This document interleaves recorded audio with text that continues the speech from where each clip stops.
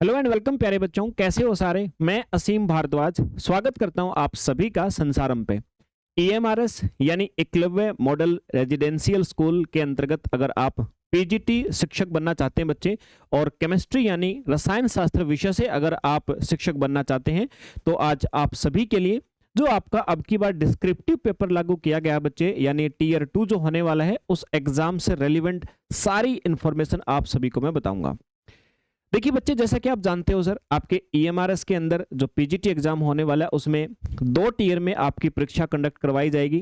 Tier 1 जो होगा उसके अंतर्गत आपसे एमसीक्यू क्वेश्चन होंगे और वेरियस सब्जेक्ट से होंगे, वो सारे बच्चे आप लोग जानते हैं, एक अदर वीडियो मैंने जिक्र भी किया था आपको। 100 नंबर का टीयर 1 होगा और 100 नंबर का बच्चे टीयर 2 होगा। आज का जो हमारा सेशन है वो टीयर 2 के ऊपर रहने वाला है, क्योंकि उसके अंदर आपके कुछ डिस्क्रिप्टिव क्वेश्चन आने वाले हैं। टीयर 2 के अंतर्गत बच्चे जिस जो आपके सब्जेक्ट से होगा, यानी जिस विषय के आप शिक्षक बनना चाहते हैं, वो सब्जेक्ट आपसे पूछा जाएगा। टीयर 2 के अंदर कुल मिलाकर के आपसे 2 प्रकार के बच्चे क्वेश्चन पूछे जाएंगे। 40 क्वेश्चन आपके होंगे जो ऑप्शन वाले होंगे यानी एमसीक्यू होंगे, और बच्चे 15 क्वेश्चन, 4 नंबर का एक क्वेश्चन जिसको आप बोल सकते हैं, ये डिस्क्रिप्टिव क्वेश्चन होंगे आपके 60 नंबर के। यानी कुल मिलाकर के ये जो टीयर 2 है आपका एमसीक्यू और डिस्क्रिप्टिव मिलाकर के 100 नंबर का बच्चे होने वाला है।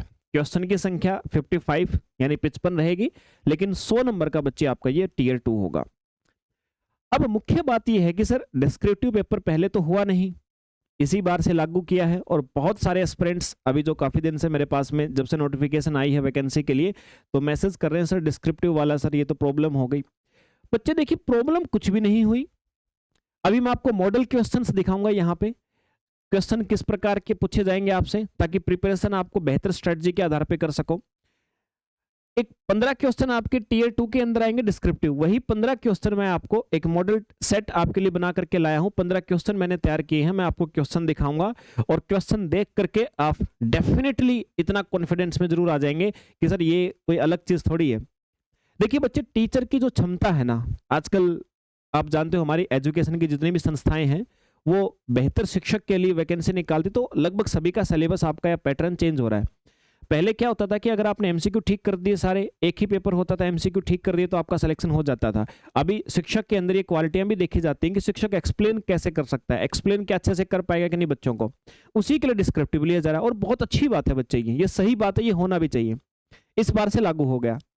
अब क्वेश्चंस कैसे आएंगे, 2 बच्चे तो मेरे को मैसेज करके बोलते हैं सर डिस्क्रिप्टिव लागू हो गया, अब क्या करें। अब क्या करना भाई, अब भी पढ़ना ही है, अब भी तैयारी ही करनी है, और पढ़ना अब भी वैसे ही है जैसे पहले पढ़ा था। बस आपको 20-30 सेट डिस्क्रिप्टिव के आपको लिख के देखने पड़ेंगे एग्जाम देने से पहले, और कंसेप्ट बच्चे वही होंगे जो कंसेप्ट आप पहले एमसीक्यू के लिए पढ़ते थे। थोड़ा सा ऐड होगा। ऐड क्या होगा बच्चे, देखो एमसीक्यू क्वेश्चन जब आप करते थे ना, तो आप अगर किसी भी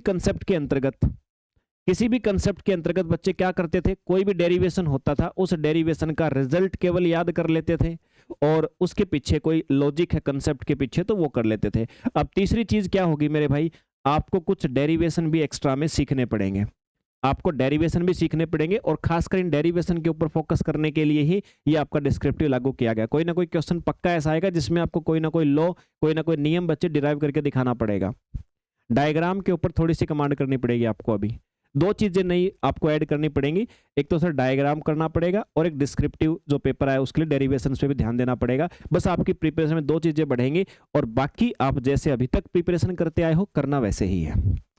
अभी मैं आपको मॉडल सेट दिखा देता हूं बच्चे, ताकि आप सभी को इस बात का प्रॉपरली अनुमान लग जाए कि एग्जाम कैसा आपका रहने वाला है और आप सभी को कितनी प्रिपरेशन की आवश्यकता है।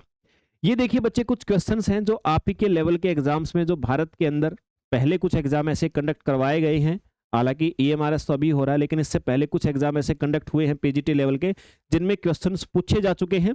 वही क्वेश्चंस आप सभी के सामने हैं।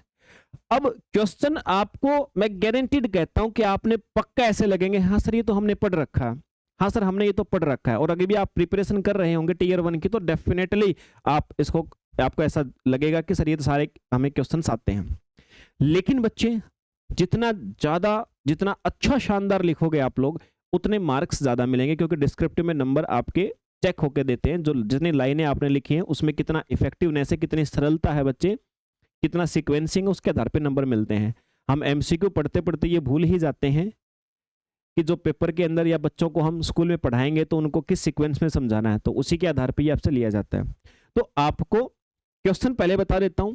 जैसे मैंने ये बच्चे आप सभी के सामने आप देख पा रहे हो 5, ये 10 और 15, ये 15 क्वेश्चन हैं जो आपके मैंने केमिस्ट्री से निकाले हैं, जो पहले पेपरों में आ चुके हैं पीजीटी में, जो डिस्क्रिप्टिव एग्जाम किसी राज्य के अंदर हुए हैं।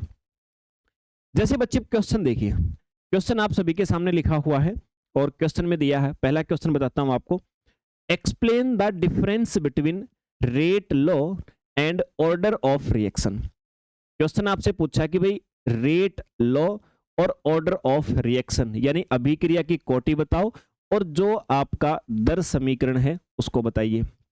फिर उसके बाद बोला है कि भी जो प्रथम कोटि की अभिक्रिया है ना, उसके लिए बच्चे आपको क्या करना है, समीकरण को भी डिराइव करके बताना है। ठीक है, यानी जो रेट लॉ है उसको इंटीग्रेटेड फॉर्म में भी आपको लिख के बताना है फर्स्ट ऑर्डर रिएक्शन के लिए। क्वेश्चन आपने पढ़ लिया बच्चे, मुझे केवल आपको अनुमान देना है, मैं आपको ये क्वेश्चन सिखाने के लिए नहीं आऊँ बच्चे सेशन के अंदर, क्वेश्चन सीखना कैसे वो मैं आपको अभी गाइड करूंगा, बट क्वेश्चन देख करके आपको अनुमान आया कि ऐसे क्वेश्चन पूछे जाएंगे। 4 नंबर का क्वेश्चन बच्चे आपसे एक पूछा जाने वाला है और 4 नंबर का जो ये क्वेश्चन आपसे पूछा जाएगा, ऐसे ही 15 क्वेश्चन आपको दिए जाएंगे आपके एग्जाम के अंतर्गत। बाकी सारी गाइडलाइन आपके नोटिफिकेशन जो EMRS का दिया गया है उस नोटिफिकेशन के अंदर सारी गाइडलाइन बच्चे आपको दी गई है। और क्वेश्चन देखिए एग्जांपल के लिए, on the basis of crystal field theory explain the electronic configuration and geometry of एक कंपाउंड आपको दे रखा है बच्चे, एक कॉम्प्लेक्स कंपाउंड दे रखा है, इस क्रिस्टल फील्ड थ्योरी के आधार पे इसकी इलेक्ट्रॉनिक कॉन्फ़िगरेशन दीजिए, ये आपसे बोला है, और इसकी ज्योमेट्री कैसी होगी वो भी आपने बतानी है। फिर एक और क्वेश्चन देखिए बच्चे, right the first and second law of thermodynamics, explain the concept of entropy. दोनों नियम लिख करके साथ में एंट्रोपी को अपने आपने जोड़ के पढ़ना है। जब भी आपको एक ही क्वेश्चन के अंदर 2 चीजें पूछ रखी हो तो हमेशा बच्चे कनेक्ट करके आंसर देना होता है उन दोनों का। फिर जैसे discuss the importance of Schrödinger wave equation, right it's solution for hydrogen atom, state and explain Henry law, mention its application. फिर ऐसे ही 5 क्वेश्चन आपको आगे दिख रहे हैं मेरे भाई, what is an electrochemical cell, explain the construction and working of Daniell cell, यानी डायग्राम की भी आवश्यकता पड़ेगी यहाँ पे। What are colloids, explain Tyndall effect and Brownian motion. अब Brownian motion, Tyndall effect, colloids ये 10वीं क्लास तक भी पढ़ चुके हो, लेकिन 10वीं वाले डेफिनेशन रट के मत लिख देना मेरे भाई, कनेक्ट करके लिखना है सर। जितनी चीजें पूछी हैं उन सारी चीजों को कनेक्ट करके आपने आंसर देना है। जितना अच्छा आपका स्तर का आंसर होगा ना उतने ही नंबर ज्यादा मिलेंगे, जितना स्तर कम होगा क्वेश्चन का आंसर लिखने का उतने ही नंबर कट जाएंगे बच्चे, क्योंकि यह ऐसा नहीं कि ठीक तो ठीक गलत तो गलत, ऐसा नहीं है मेरे भाई, नंबर कटेंगे। फिर differentiate between alcohols and phenols, alcohol और फिनोल के बीच में अंतर बताइए और कोल्बे रिएक्शन बताइए और रीमर टीमन रिएक्शन को भी आपने एक्सप्लेन करना है। एक क्वेश्चन के अंदर ऐसे पूछ ले जैसे आपसे सारे कंसेप्ट अगर आपने प्रिपरेशन करी है तो आपको देखे देखे लगेंगे मेरे भाई। फिर derive the Nernst equation and give one of its application, explain phase rule. इसके बाद फिर आगे देख लीजिए, वैलेंस बॉन्ड थ्योरी के ऊपर से क्वेश्चन दे सकता है कि स्ट्रक्चर या मैग्नेटिक प्रॉपर्टी बताओ, कोई एक केमिकल दे दिया जाएगा आपको। लेंथेनॉइड कॉन्ट्रैक्शन क्या है ये दिया जा सकता है। इलेक्ट्रोफिलिक सब्स्टिट्यूशन रिएक्शन आपसे पूछी है, पढ़ा होगा बच्चे आपने SN1 SN2 reactions. What is pH and buffer solution, what are carbohydrates. तो मेरे हिसाब से ये जो चीजें मैंने आप सभी को बताई हैं, आपको इतना अनुमान लग गया होगा बच्चे कि सर क्वेश्चन किस प्रकार के किस स्तर के आपसे पूछे जाएंगे। तो बच्चे 15 क्वेश्चन आने वाले हैं, बिल्कुल भी घबराने की आवश्यकता नहीं है। क्वेश्चन सारे के सारे जो होंगे आपके वो उन्हीं कंसेप्टों से होंगे जो आज तक आप लोग एमसीक्यू पेपर के लिए पढ़ते थे ना, उन्हीं कंसेप्टों से होंगे बच्चे। बस थोड़ा सा डायग्राम पे ध्यान देना पड़ेगा, डेरिवेशन के ऊपर ध्यान देना पड़ेगा, तब इसमें नंबर ला सकते हो आप। और लेवल आपको बता देता हूं, लेवल आपका 80% लेवल बच्चे 11th 12th लेवल से मैच करेगा, तो बिल्कुल भी चिंता मत कीजिए बच्चे। आप अब ये मत करिएगा कि ग्रेजुएशन की बुक्स आज ही उठा करके बैठ जाओ, तीसरे दिन समझ में आ जाए कि अरे मेरे से तो हो ही नहीं रहा। पहले बच्चे 11th 12th से ही शुरू करो, 80% उसी से रेलिवेंट होंगी, सारी की सारी चीजें बहुत आसानी से कर लोगे। 20 से 25% हिस्सा जो है आपका ग्रेजुएशन से मैच करेगा, मतलब 11th 12th के जो टॉपिक हैं उन टॉपिक से रेलिवेंट 25% आपको ग्रेजुएशन का भी पढ़ना पड़ेगा। ठीक है सर। अब बच्चे प्रिपरेशन के लिए क्या करना आपको, टीयर 2 प्लस में टीयर 1 दोनों ही टीयर को मिलाकर के बच्चे ये आप सभी के लिए संसारम एप्लीकेशन डाउनलोड करेंगे। तो बच्चे EMRS के लिए पीजीटी का आपको आपके विषय केमिस्ट्री यानी रसायन विज्ञान का बाइलैंग्वेज बैच मिल जाएगा। इसके अंदर जितने भी टीयर 1 के अंदर बच्चे सब्जेक्ट आते हैं, 100 नंबर का टीयर 1 आता है, जितने भी सब्जेक्ट आते हैं, लैंग्वेज आता है क्वालिफाई करने के लिए, वो भी बच्चे, और टीयर 2 के अंतर्गत आपको बहुत सारे एमसीक्यू, जितने पॉसिबल आपके क्वेश्चन होंगे, जितने पॉसिबल बच्चे आपके कंसेप्ट होंगे, डेरिवेशन होंगे, डायग्राम्स होंगे, वो सारे के सारे मार्क करके आपको प्रैक्टिस करवाए जाएंगे। तो बच्चे प्रिपरेशन करने के लिए संसारम एप्लीकेशन डाउनलोड कीजिए। एप्लीकेशन पे आपको बैच शो हो जाएगा। अभी बैच आप सभी को, ये बैच का प्राइस मैं आपको बता देता हूँ 1499। वैसे तो आप समझदार हैं इतने, मुझे जो इतना ही कहने की आवश्यकता है कि संसारम पे आपकी प्रिपरेशन के लिए जितना कंटेंट ईएमआरएस के लिए सारा का सारा बैच के अंदर आपको मिल जाएगा। बट अपनी बुद्धिमत्ता से अगर आपने पहले पीजीटी एग्जाम की प्रिपरेशन करी है तो बच्चे दोबारा से आपको करने की आवश्यकता नहीं। केवल टीयर 2 के लिए डर के आपको दोबारा से बैच कहीं पर भी परचेज करने की आवश्यकता नहीं, अगर पहले आपने पीजीटी एग्जाम की प्रिपरेशन की है तो। अगर फर्स्ट टाइम कर रहे हो बच्चे, या लगता है कि सर पहले जब प्रिपरेशन करी तब प्रिपरेशन हो नहीं पाई थी, तब बच्चे हम आपकी सहायता कर सकते हैं। हमारे साथ जुड़ करके आप लोग प्रिपरेशन कर सकते हो। आपके रसायन शास्त्र के विषय में बहुत शानदार प्रिपरेशन बच्चे आपकी करवा दी जाएगी। तो चलिए बच्चे, ये इन्फॉर्मेशन थी आप सभी के लिए। बाकी कोई डाउट हो तो आप कमेंट सेक्शन के अंदर बता सकते हैं। टीम आप सभी के लिए हमेशा रेडी है, उसको ईएमआरएस पर्पज से सारे के सारे डाउट्स के लिए बैठाया हुआ है, तो आपको जरूर रिप्लाई मिलेगा। चलिए बच्चे, मिलते हैं फिर दोबारा किसी सेशन के अंदर। जय हिंद भाई।